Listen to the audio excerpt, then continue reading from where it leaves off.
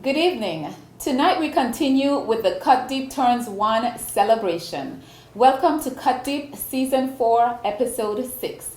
Thank you for tuning in tonight. Last week, some amazing women sat in studio with me, and as promised, they're back this week to wrap up.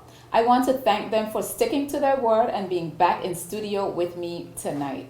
The concept of Cut Deep was developed with a focus on encouraging the wider public to think more in depth on issues that plague us, encouraging persons to have a voice and to use that voice to invoke change.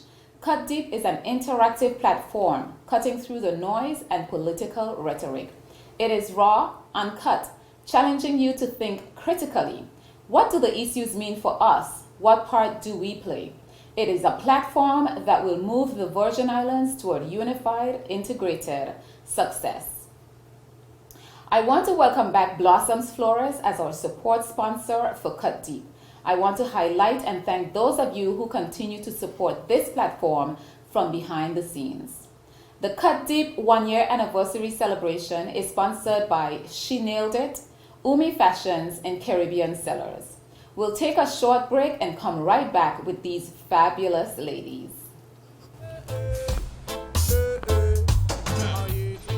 Father Jesus, that line here long like church service. Alright, do enjoy the rest of it then. Next customer line, please. Wait, hold on a second. Yes, Sonny boy, come, yes, Good son. morning. Good morning, Sonny boy. Hold on there. You must have cut front of people. It's okay, I'll take care of it. What? No man to take care of me. How may I assist you?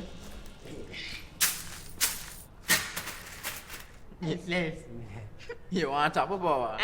You want top of power? Join the prepaid party with CCT and enjoy more affordable data plans, more top-up promotions, more savings with hero bundles, and more value for your money each and every Tuesday with Top Up Turn Up Tuesday. Visit a CCT store today or anywhere CCT Top Up is sold and top up your phone. 5, 10, 15, 20, 25, 30. You want top of power? Welcome back to this special edition of Cut Deep. Cut Deep Turns 1. It's Season 4, Episode 6. Thank you to our sponsors and supporters for having our back each season. Tonight's episode is sponsored by She Nailed It, Umi Fashions, and Caribbean Sellers. We're gonna pick right up on the conversation that we were having last week with these ladies, and I'm so excited to have them back. And I think this conversation this week is gonna be even more dynamic. So we kind of closed off a bit on trying to get to Miss Sylvia Moses, and then we're gonna get around to Miss Sarah Penny. Quite a few people were asking me who she was last week, and I said she has some dynamic information to share with us.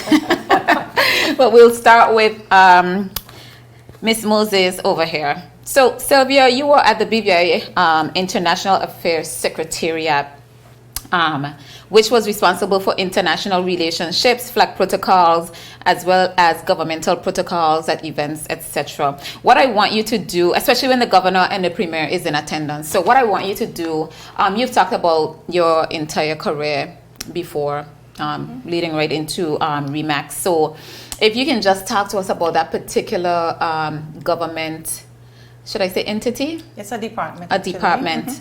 And I know Oh, yes. Mrs. Smith can jump in on this conversation as well. But if you can explain to the BVI public or the listening audience what that department is, what it entails, why it was set up, and so forth, what it means for us. Okay, well, first of all, thank you for having me back.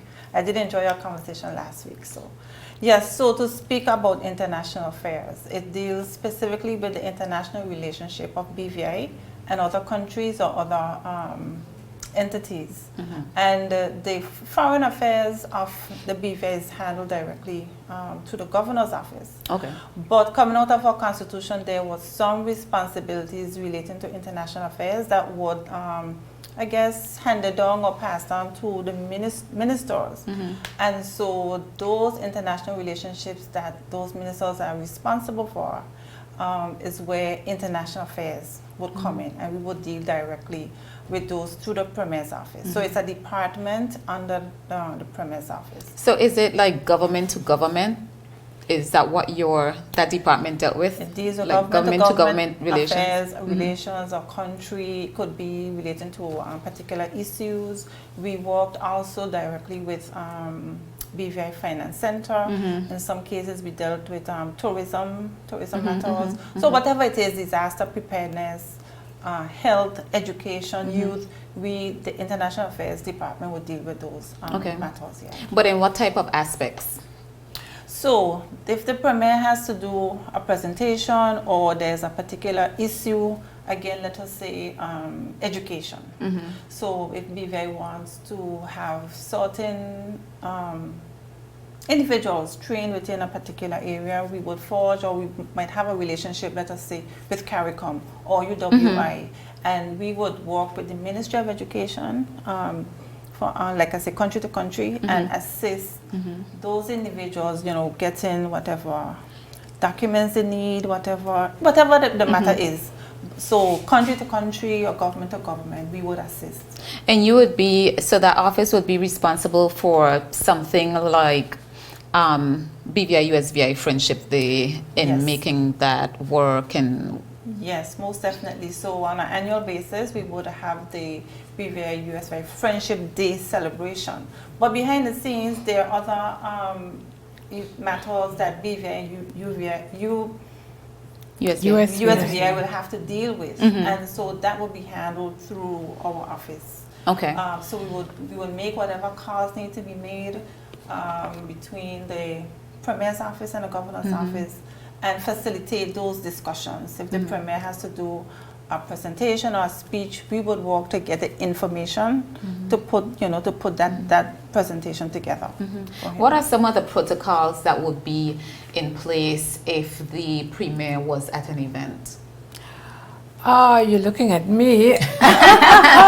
So I will try to answer. I don't know in terms of protocols. I just wanted to say that the International Affairs Secretariat is really our equivalent of a foreign ministry. Right. If we had a foreign ministry, that's what it would be. So we would do everything that is required. In terms of protocols, it all depends. For instance, Sylvia mentioned our relationship with CARICOM and the OECS.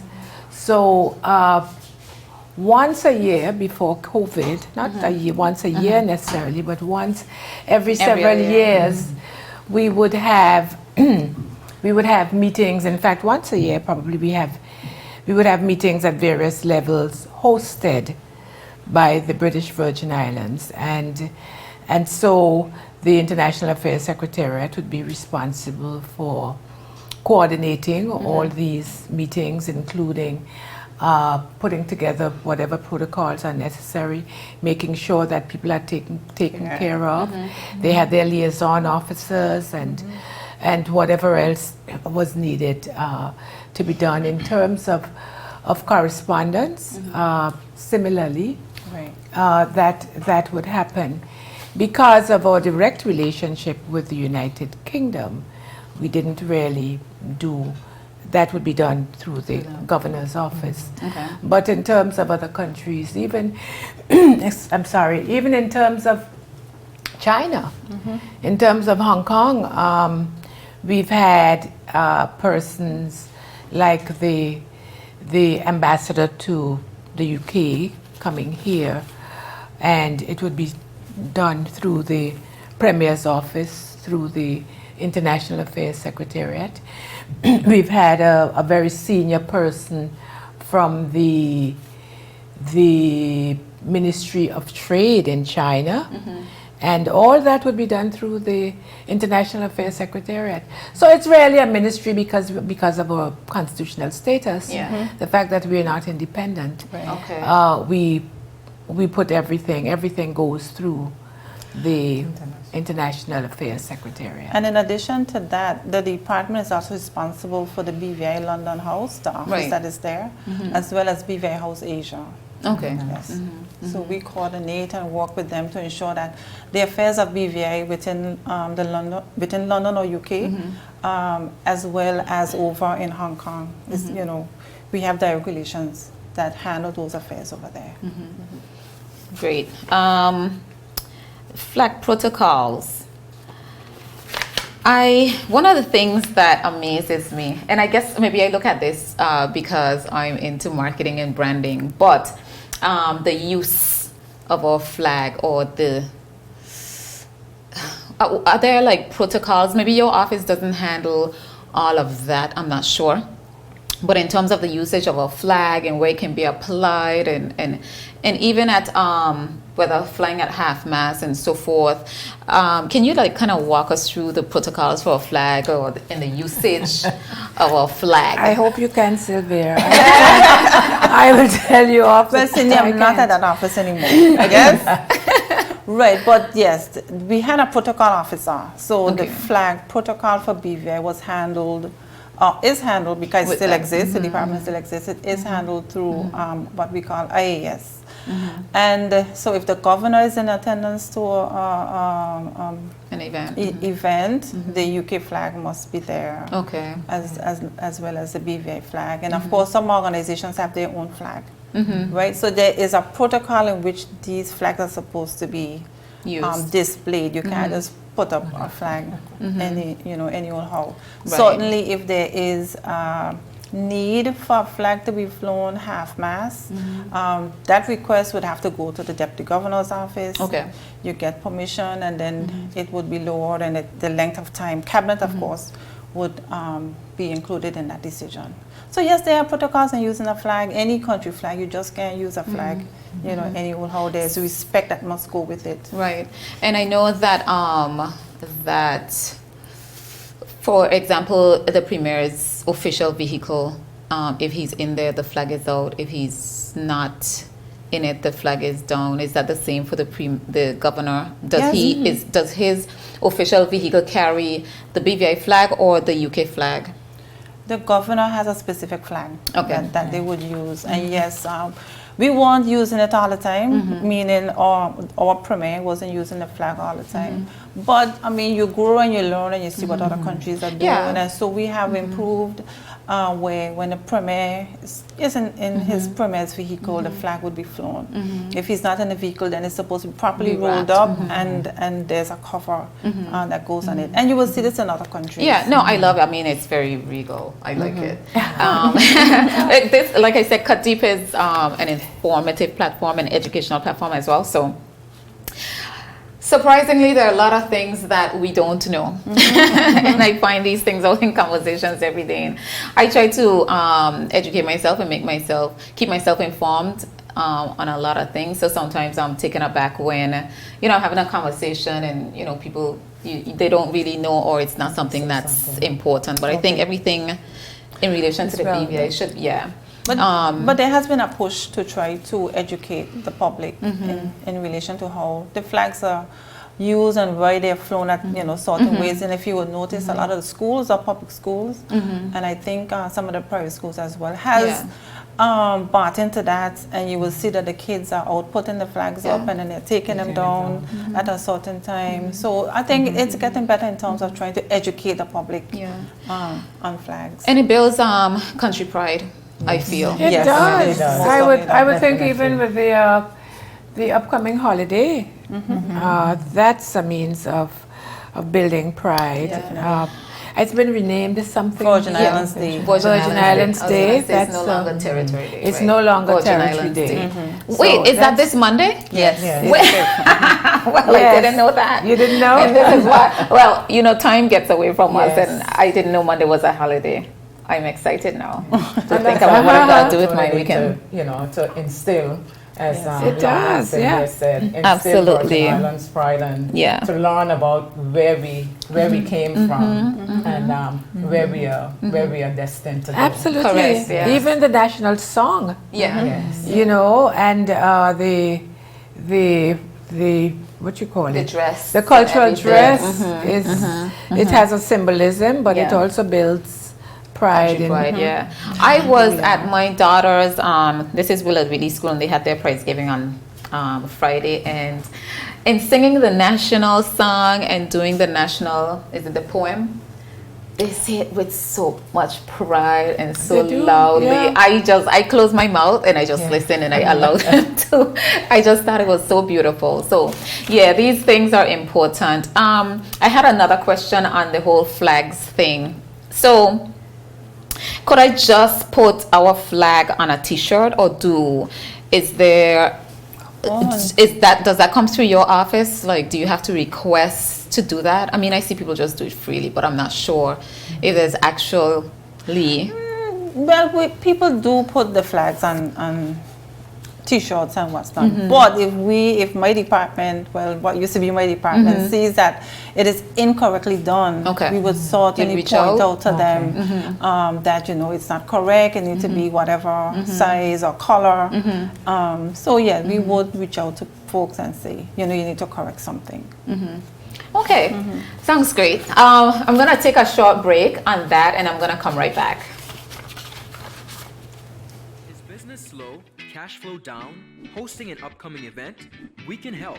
Advertise with 284 Media and take your business or event to the next level by enhancing your present marketing and messaging strategies. Allow our team of experts to create a personalized ad that sets your business apart from all the rest. This could be your business or event. So, what are you waiting for? Contact our marketing team at 284media@cctbvi.com. Advertising with us works.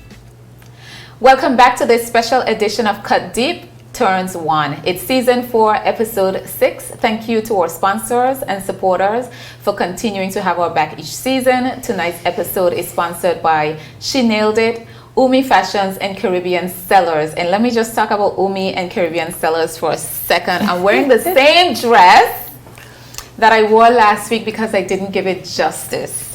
Debbie, how is this? So my dress and my look is sponsored by Umi, and we did not have enough time last week. We were so into the conversation, I was just like, oh my god, I didn't mention Umi. But this fabulous dress, I heard that it made my shoulders look amazing and my tan. But thank Umi for sponsoring my look for this week and last week. Caribbean Sellers, they hooked us up with this Wolf so we can celebrate our 1 year. We're gonna have a cheers at the end, so we're gonna roll back right into the conversation, and I'm gonna go over to you, my beautiful friend Sarah. Now this is when I get in trouble because I'm the one chatting on every break. Yeah, I let her Punish run me. free. Punish me. When she's here, I let her run free. But Sarah has a very important platform. I talk about it all the time, and I think we're gonna get away on certain things. This week we're talking about a greener BVI. That's how we're going to touch into this moment. Sarah, you've introduced yourself last week and many times on the show, but if you can just quickly tell people who you are and the platform that you have, and then tell us about the BVI, getting greener, how we're going to get there holistically, a lot of the problems that we're facing. So this is going to be a little longer conversation on this particular topic. Everybody's invited to say your part. I certainly have my part. Sarah always knows I have something to say about everything. What we talk about is great. Yeah, I mean, it's wonderful. Thanks, Cindy. I mean, I think each of you, especially because we had such a great conversation last week, each sector and part of your life contributes to this. I serve right now as Deputy Director for Green VI. Green VI is the local non-for-profit that was founded in 2009, and fundamentally when you try to sum it all up, it's about behavior change, and it's about the relationship between humankind and the environment, and how do we create more harmony, because no one ever seems to disagree with the fact that there is space for improvement. When you get down to it, I don't necessarily always find it very sexy work. It's not. And it was, for me, Irma really sent me there. I mean, my mother, who I never stopped talking about, helped to found the organization in 2009, but I was busy in the finance sector, and I was making art and dancing, and the world was just falling apart. And then Irma came and was that blow, right? That reminder of what are you doing? What is important right now? And there was a space for me to be loud and talk too much about the environment then. So right now, I mean, we're at crisis. This is usually when I talk to anyone, it's no longer climate change, it's climate crisis. And the Virgin Islands, like the Caribbean as a region, we are really the most vulnerable.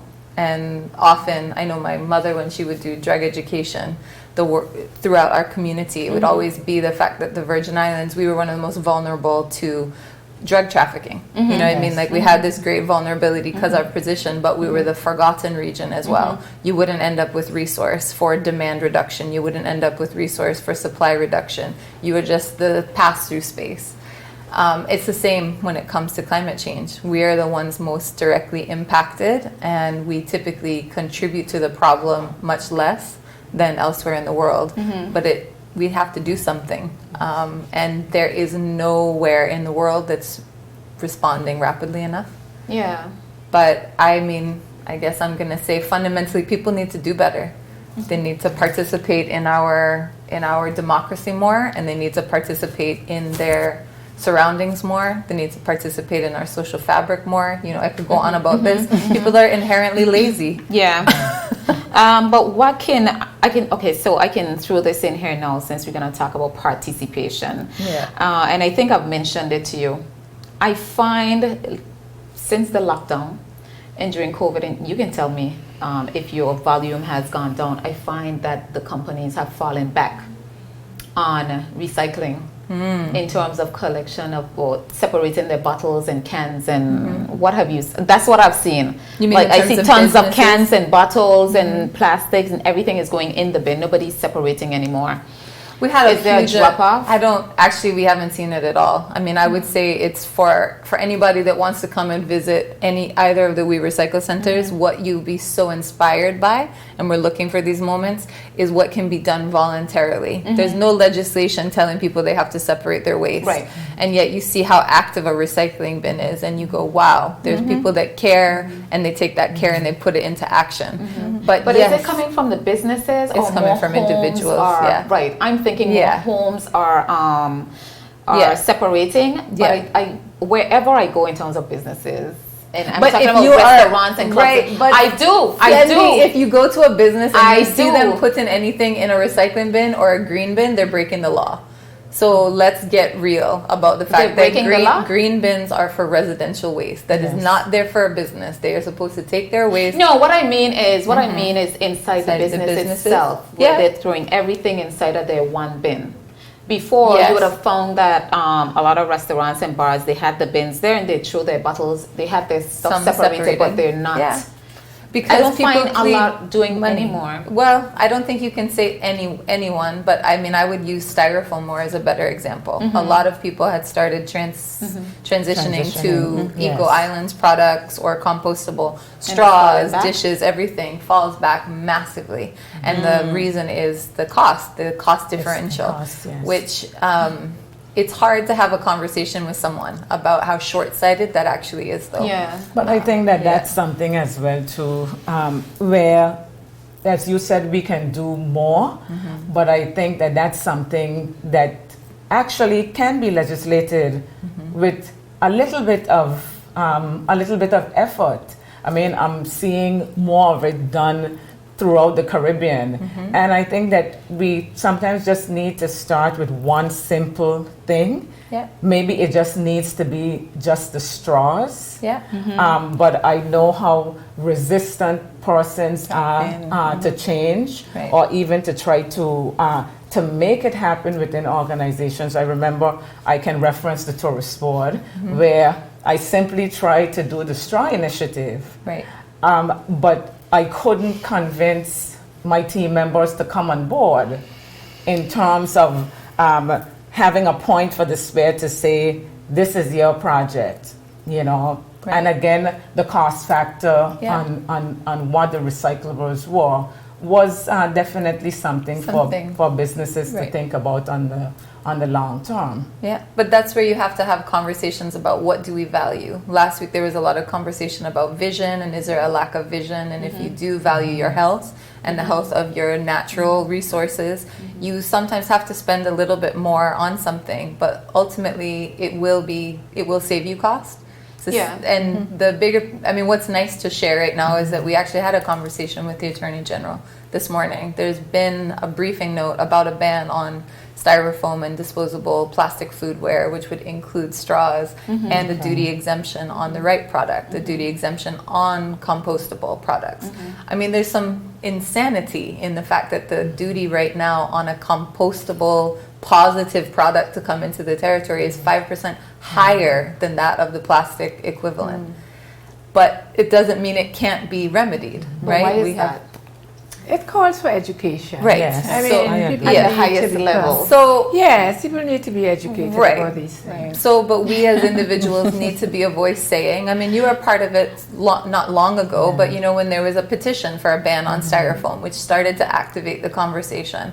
For me, when I have conversations from any strata of our society, I don't come up against anybody that's like, no, styrofoam is the best thing in the world for me. It makes my food so delicious. Like, no, you know, this doesn't happen. So if it's now with the AG's office, we're one step closer to that. Wonderful. And that legislation includes what's called a container deposit bill or a container. And she's probably, a okay. really good AG in that perspective because she came up with an appreciation for the environment. So Absolutely. yeah, she did. I was going to say that in terms of the example that Sharon used, even straws. I think there are fewer straws around. Certainly in my house, we don't use straws. You're saying yes. Some we businesses have- are more committed. We have metal than straws others. that we buy, and there is this step. I think in homes, which is important. Yeah, yeah. There is more of a separation of bottles and plastics, and so on. But what I wanted to ask, to ask Sarah was, in terms of all this separation, what happens after we separate? Yeah, it's fantastic. It's led to a lot of job creation, which is wonderful. So, I mean, you in your home, you separate your three materials, you take them to a community bin, which slowly but surely are now being built out of polywood, which is wood made from plastics that were recycled in the territory. It goes right now on Tatola to Paraquita Bay on VG. It's across from the recreational grounds. Anegada, it's happening at the dump site itself. Joss Van Dyke, there's happening at the waste transfer station over there. And then teams of lovely people or one person separates your plastics because there are actually 7 different kinds of plastics. And so you get the luxury of putting them all in one, as long as they're clean. Just wash out the container. It will not kill you. The mayonnaise jar can be washed out, or get a dog. Everything can be washed. Yes. Let your dog lick it out for you if you need to. But it goes and it gets separated, and then the plastics that can be used in the territory by local businesses, and there's space for more businesses to be cultivated, to use plastic as a material. Those go to them to make something, and the rest of them, plastic water bottles are the #1 thing that is killing us, and people, not only because it's cancer causing, but because you have to pay for them to leave the territory. There is no market for recyclables because China stopped buying about 5 years ago, and so it costs you more to ship just the shipping than what someone So will you just pay. ship all the plastic water bottles back out? That's Is all that- you can do with them. Is that what you do? That's what you can do with them. But so that's where reduction comes in, right? Recycling is often referred to as a regrets solution. We have the ability and the capacity as a territory to be a zero waste society. And that's really what Green VI pushes toward. It's like I would give you all of us credit for. We have to set the bar here, right? We have to say this is what we should be. We should be a zero waste society because we're smart enough, we're capable enough, we're small enough, and then we work a little bit back from that. So right now what's tragic is probably 70% of what goes into the bins is just plastic water bottles. And a lot of people don't realize that if you drink all your drinking water from plastic, it will cost you between $1,200 and $1,300 a year for your water if you drink out of those individual plastic water bottles, whereas you could get a water filter for your house for $40. So to me, Oh. we have to talk. Important information. Right? Yes. So To yeah, think you about want? Would you like a Think water about it filter? differently. Yes. No, but just Schools about this. Yes. So we Yeah. do, So and we have exactly. education officers. So in Yeah. Tatula right now, we have 8 educators that go into the schools. So we try to target certain areas right now because if you bite off everything at once, but I mean, there's eco clubs and green clubs, and we're in both private and public Fantastic. schools. I kind of agree with Sharon too. I want to come back to a point that Sharon made that some things are going to have to be legislated. You know, I'm going there. So where are you with that in terms of getting legislation for, say, separation or what is going on down at the dump or any other legislation? You drive a green vehicle? No? You I plug do that in drive an and you- electric vehicle. Yeah. Yeah, because I would like my child to have a world to breathe in. Yes. I think that often we don't talk enough about what plastic is made of, which is oil. So if you've had to endure a conversation from me, it will be every time you drink out of a plastic bottle, imagine you're drinking from your fuel tank. And I hope I can leave you all with that visual and thank that you for taste that. and that taste in your mouth. But you know, the Cancer Society has been saying this for the past 10 years. Our Cancer Society here has been trying to discourage people from drinking from those bottles. So a ban should be on those bottles. So if you want to know sort of Green VI's position, it's probably more ambitious than the current strategy and proposed Waste Act, which everyone should take the time to read, you know, and on the 30th, which is what, the day after tomorrow, ends the public consultation on the draft waste strategy. And so from there, what should happen is that strategy should then go to start to formulate a Waste Act, which, I mean, Noni Georges did an amazing job. Her thesis and her master's studies were at looking at the sustainability of a nation based on how they handle waste, right? And how we handle waste, and showing basically also your economic prosperity and how developed are you as a nation by looking at how you handle your waste. Yeah. I'm interested in your green vehicle. No, well, Is it bring it. You affordable? can- Is it- Yes, and you could borrow it for the weekend if you like, Lorna. We can trade. Do I have to plug it in somewhere? You or- do. The same outlet you plug your toaster into, you can charge your car off of. Yeah, they've made it very, very What user about the friendly. cost of it? I spend less on my electricity bill per month than I used to spend to put fuel in my prehistoric vehicle that I used to drive, a combustion engine, you know. So, I mean, I think I went from, I would spend sometimes $80 to $100 on fuel to drive around. Yeah. And then A when I week. changed to an electric vehicle, I spend about between $20 and $30 on my electricity bill. So I'm more than happy to find other ways to spend that money. Yeah. What about the initial cost of the vehicle? And so you can buy them. It's typically encouraged you actually buy it used. So right now, mine was bought out of the United States. And so because they have some tax credits on electric vehicles, you can benefit from that. But if you like a new vehicle, they're about $36,000. Oh, it's a good price. Not and then Really good if you price. are in Japan, you have to move on from vehicles every 4 years. So the one great thing, thank you, is that several people that understand bringing secondhand vehicles from Japan, who are massively affordable. So you can get a pretty close to brand new electric vehicle for about $15,000 out of Japan, That's and they charge quickly. But I mean, serious. So like you talk about what do we do?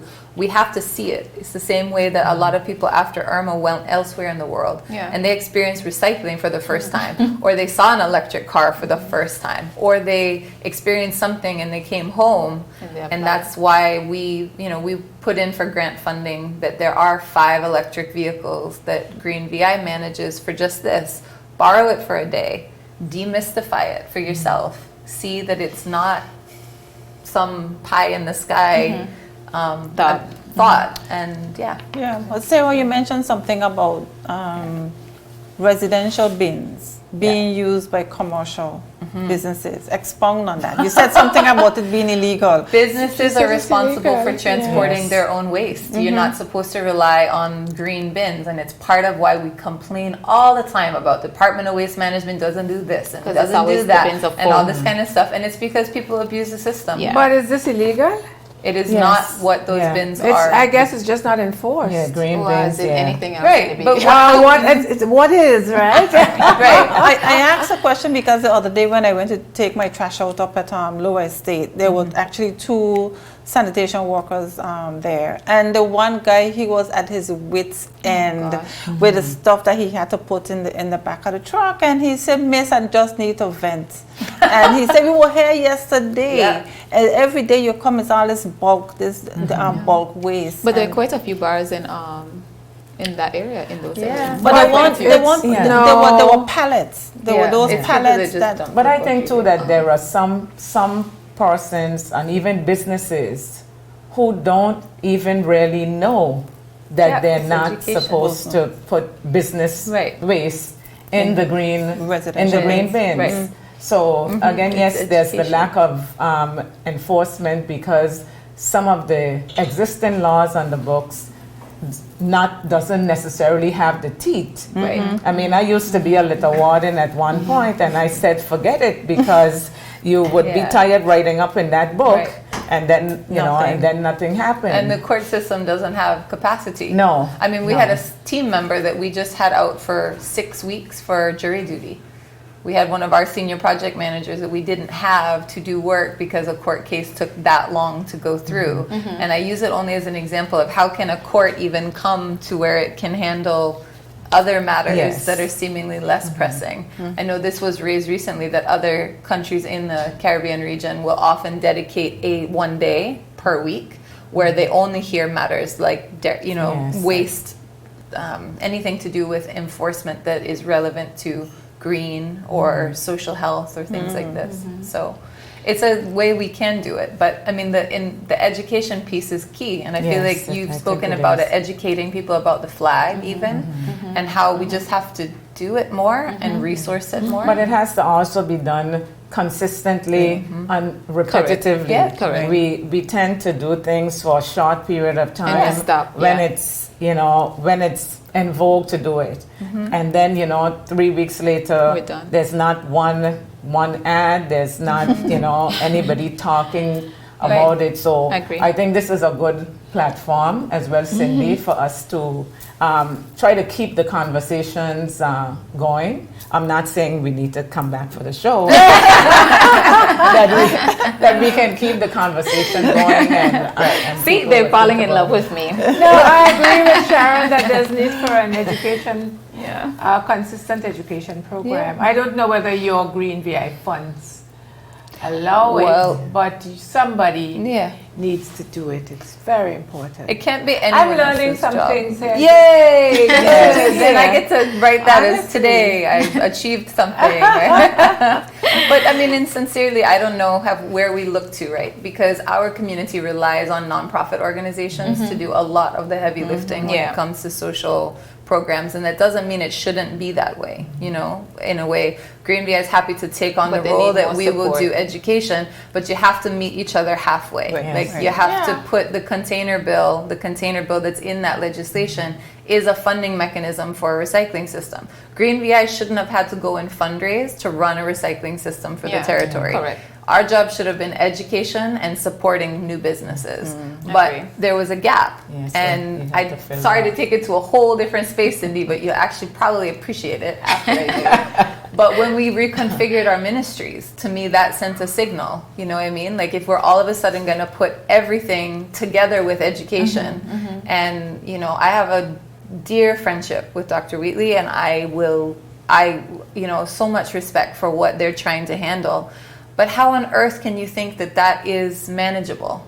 I mean, sorry, I don't know. I just think it sends a sign that somehow it's acceptable to try to put everything together where education is fundamentally the bedrock in every single piece. I mean, Ministry of Works should have education in it to teach people about how, I don't know, a million things, like how to not build your house stupid so that it doesn't cause all kind of runoff problems and kill the reef, right? Anyway, how about I stop talking now? It's important. Oh my goodness. Well, it's all important. Very important. I'm gonna switch up a little bit, and then I'll take a quick break. But let me switch up a little bit to crime and its rise in the BVI, and just ask the quick question: how did we get here, and what can we do to curb what is going on? I think it goes back to enforcement.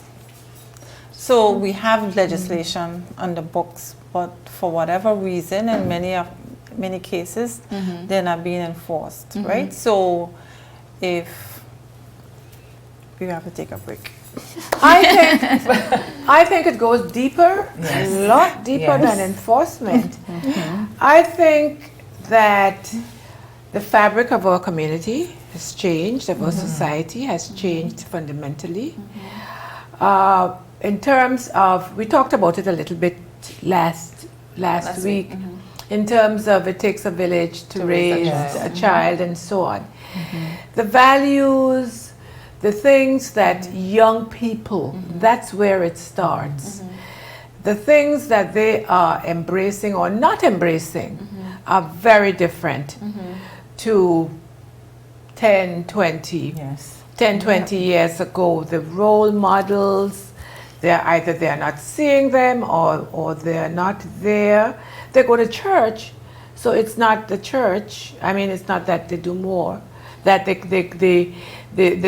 church is I don't want to say church is a problem, but it's not about the church, because they do go to church. But I think we need to pay more attention to our young people. We need to have more models, if you want to call it that, young men that people could look to.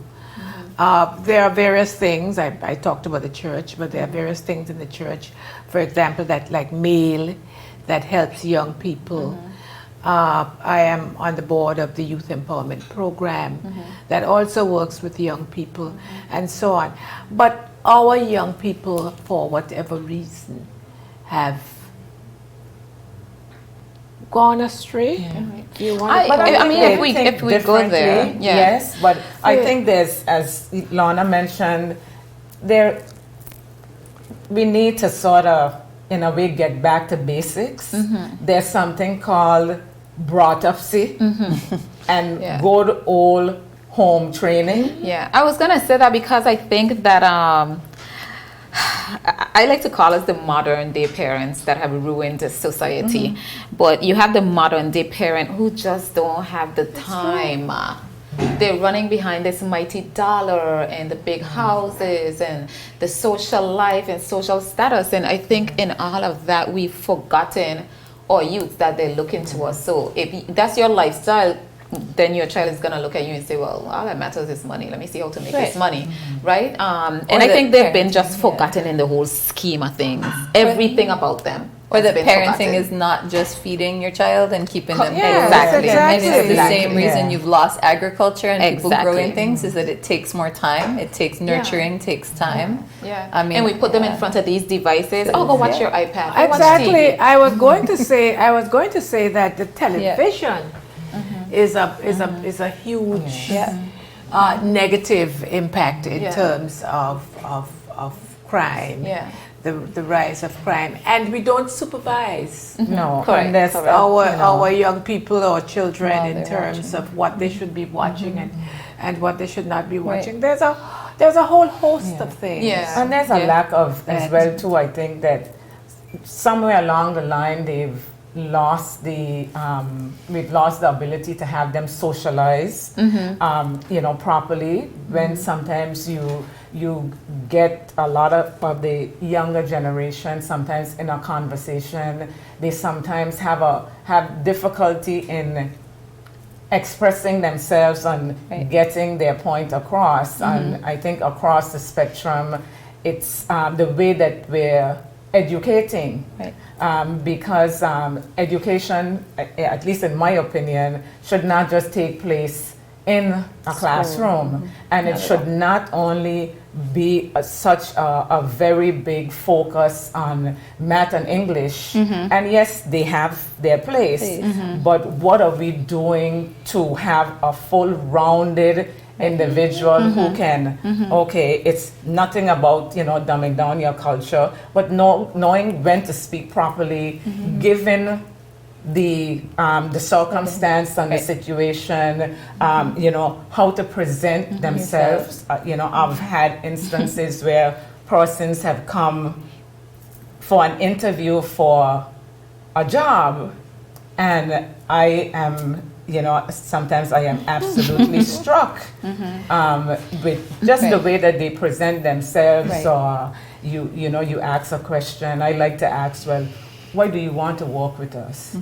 And sometimes, as simple as that question may be, they can't answer. So I think we need to pay more attention to them as well from a younger level, instead of waiting until they get to high school, and identify who's great and brilliant in math and English and the use of the right brain versus the left brain, and who's good at using your hands. And it's tough to find a plumber, a carpenter, electrician. They're starting a trade school. And these people make so much money. Exactly. And I said, I'm going to go learn plumbing. Yeah. They make so much And the money. vocational school, when that came to be, it was inspiring, because we were saying that this is important. But I hear what you're saying, but when we talk about chasing the dollar, we cannot forget how many parents, mothers and fathers, are working at a minimum wage rate. We do not have a livable wage. No, and we don't. should be ashamed of ourselves. We should be.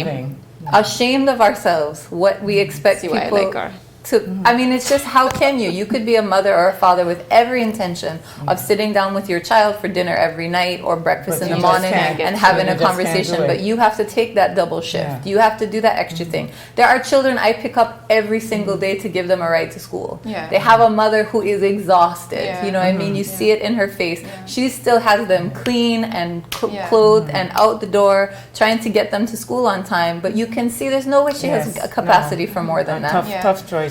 But crime have to be more than just looking at the young people, because crime happens at all levels of the society. So I still feel that enforcement needs more attention. I'm sorry, I wasn't saying it. All I was saying was that you need to start earlier. And I cannot overstress the values. You see that lovely necklace that Sharon is wearing? I thought of, as I saw it, I remember the kind, when I said values, the young men want to all be wearing these big, beautiful, thick gold chain, or 3 of them. And they want to own a boat. I don't know. I was over on US Van Dyke. I'm sure all of us go. A few weeks ago, and a lot of our young people, they all have to own a boat with 2 or 3 outboard engines that cost $100,000 each, and so on. So I hear what you're saying in terms of the parents not having the wherewithal to support the children, but I have to say that the values are wrong. The values are basically wrong. And we have to spend more time, find a time to spend more time. We find time to spend with our young people. But it's the same as the ministry portfolio pieces, that we have public servants and people in government. I'm definitely going to get myself in trouble right now. Well, you always do it. I'm going to speak truth, though. Is we set the example. What we tolerate also. What we, in terms of enforcement. I grew up going to school with some of these young men you're talking about, with boats and all kind of stuff. And I see them selling drugs at the gas station in the middle of the day. You see them? With no cause, no caution, no respect for rule of law. But I also do not see police officers on the road. And we live town. My mother would like a paint gun. If anyone's ever wondering what is going on, the noise in just the house we live in right here, from scooters and cars, and the amount of times you call the police station 3 times before somebody comes out. But if I was a police officer, I would also be afraid, because most of them not from here, they're going to be threatened or bullied, or maybe they're going to be shot dead, because this seems to be the way that's likely to happen. Sadly. You wanted Sadly. solutions, not complaints. There's no. if you I want bring it to the solutions. forefront. I mean, some solutions were put out there. Yeah. It's I just look at it as this big mess that I feel that we're too small. But again, at to the have end of the day, at too, such a Cindy, level. it's our mess, and we have to and clean it up. We have to clean We it have up, to and clean we it up. have to be committed. And it starts with conversation and open minds. How about we do a little bit more? Because I think we're all busy. Everybody's busy. But I think, you know, that thing where one reach one. Why can't we all take a youth under our wings? It's One, a good suggestion, two people. Cindy.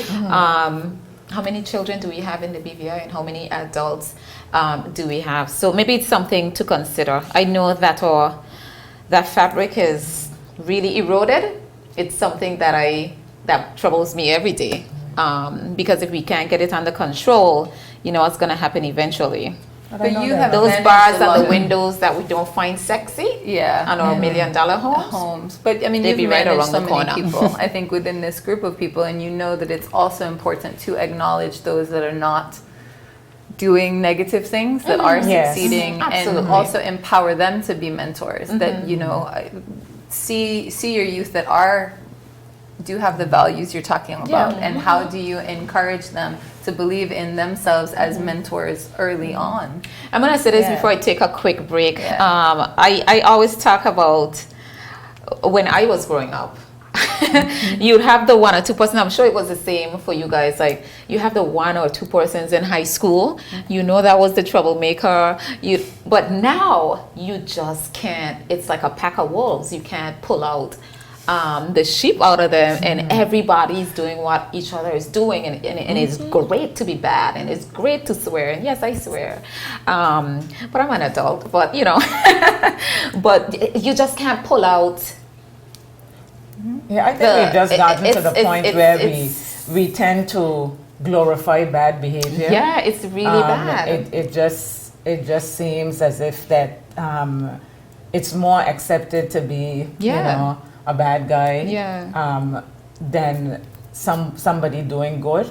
But again, we all need to we need to find a way. Exactly. I know Cindy is going to go to break, but we it's our country, as you said, it's our problem.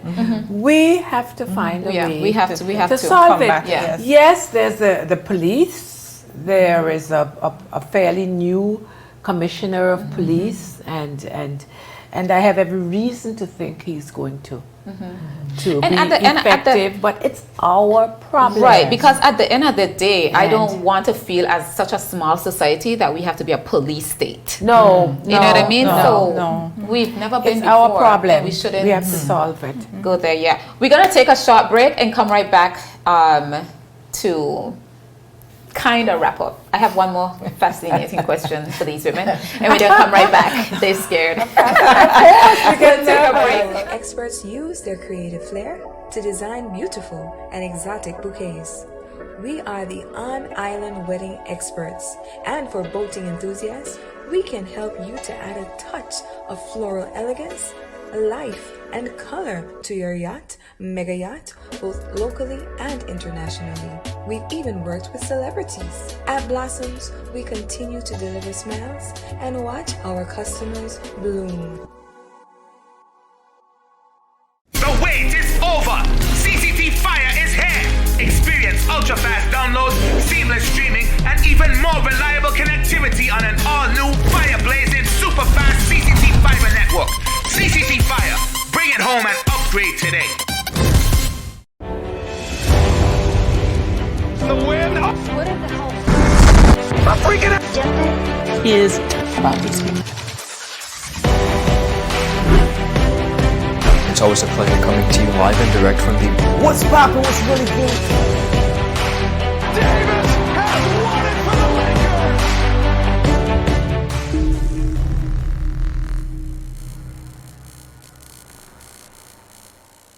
Pretend. Welcome back to this special edition of Cut Deep. It's season 4, episode 6. Thank you for tuning in. Thanks to our sponsors for coming through for us each week. Tonight's special episode is sponsored by She Nailed It, Umi Fashions, and Caribbean Sellers. I have a magic question for the ladies, and then I popped the champagne already, but we're gonna have a little cheers on here to our Cut Deep's 1-year anniversary. So here we go. They're gonna kill me. Let's ask 2 things. I'm going to ask 2 things and try to go from there. I can't remember if I asked this last week, but there's a lot going on in the BVI, and I still haven't had enough time to ask another couple questions that I've had on here for the ladies. But there's a lot going on in terms of the COI, the pandemic. We've gone through the hurricane that's still ever present on our minds. Where does the BVI go from here after the pandemic, the COI? What policy questions we need to address immediately to brace for impact? We're bracing for impact. Oh yeah, we're bracing for impact. Which policy issues? Yeah, just holistically, from watching what's going on with the COI, the pandemic, so just where we are as a society, what policies we need to be looking at for transformation. Post those periods. What can we look forward to? What needs to be happening? Issues. But certainly, if I could begin by taking a crack at it, we certainly need to be looking to be more sustainable in whatever we do. Sarah talked a lot about the greener VI, but certainly last week Sharon talked about tourism a lot. I talked about financial services, but for me, financial services seems to be we always seem to be playing defense. Right. You know, when it's not public registers, it's the global corporate tax. It's always something, the CFATF and what have you. So in my view, even though we're always going to have financial services, I hope, pray, and believe, I think that we need to spend more time and effort in tourism. Yeah, I agree. I really do think so, and it must be a sustainable and what should I call it? It should be there are various kinds of tourism that we could be looking at. It should be diversified is the word I'm looking at. So those to start off the quick conversation, I think that's where we should be going, and we should have a plan for all that. Right. But we should be able to feed ourselves. She said it with we need to have a plan for have a that. plan. But we also need to be able to feed agree with ourselves that, because we don't want to always be at the mercy. And the way that you're talking about sustainable, if tourism were to vanish, I mean, let's talk about maybe potentially if the cruise industry were to no longer even be in play because of a pandemic, can we feed ourselves? I mean, you and I have friends that we have long conversations about my feelings on the cruise industry versus someone that's perhaps a member of a taxi association. Right. Let's hope they're not watching because you're not putting me on the hot seat. I don't know if we're ever going to be able to feed ourselves totally, but we should need to be we can get sufficient as possible. We can get a lot closer. Plus, we've done it historically. We've proven that we can get quite close to feeding ourselves and still educate our children. Right. I think that before we can get to the policy discussions moving forward, I'm big again on conversation. We need to bring the industries together, financial services, agriculture, and tourism, because at the end of the day, they all feed on one another. And if we're going to continue to operate in vacuums, I don't see us being successful. Where does it start? Lorna is very, very correct. We need a plan, and we need to determine who we really are and who do we want to attract. Financial services, tourism. We have to recognize that we cannot be all things to all people. That's your number one saying. Determine, you know me well on that. We need to determine whether we're a luxury tourism destination or if we're in it for mass tourism. And I tend to look across the water at the U.S. Virgin Islands, who thought that they could not survive without mass tourism.